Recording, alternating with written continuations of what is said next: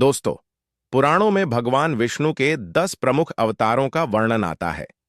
इनमें से 5वां अवतार है वामन अवतार, जो दैत्यराज बाली के लिए लिया गया था। कहते हैं बाली असुरों का राजा था, लेकिन अपनी दानवीरता और धर्मप्रियता के लिए देवताओं से भी अधिक प्रसिद्ध था। उसने घोर तप किया और गुरु शुक्राचार्य की कृपा से तीनों लोकों पर अपना अधिकार जमा लिया।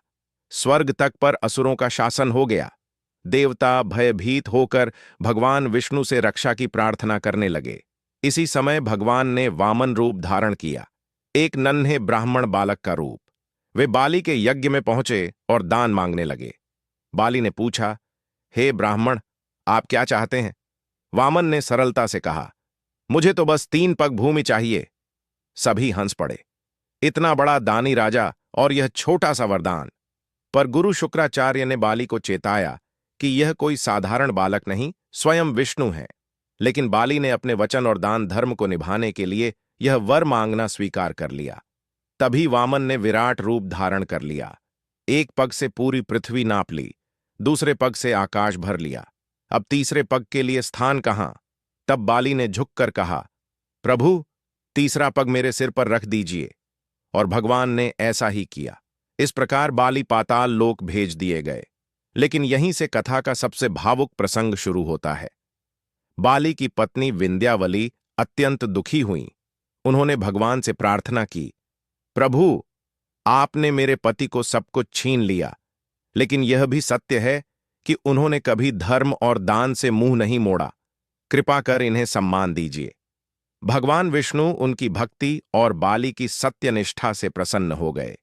उन्होंने बाली को आशीर्वाद दिया, तुम पाताल लोक यानी सुतल लोक के अधिपति रहोगे, और मैं स्वयं तुम्हारे द्वार पर पहरा दूंगा।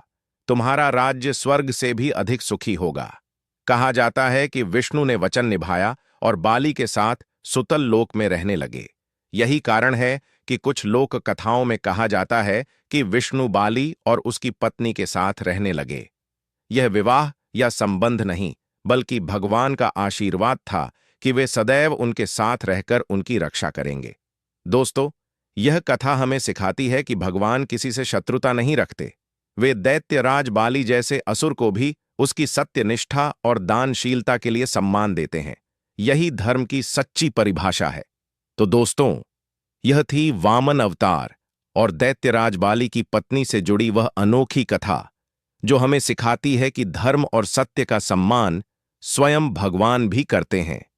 अगर मेरी वीडियो पसंद आए तो लाइक, कमेंट, शेयर और चैनल सब्सक्राइब जरूर करें और बेल आइकन भी जरूर प्रेस करें ताकि नई नई वीडियो आप तक जल्दी पहुंच सके।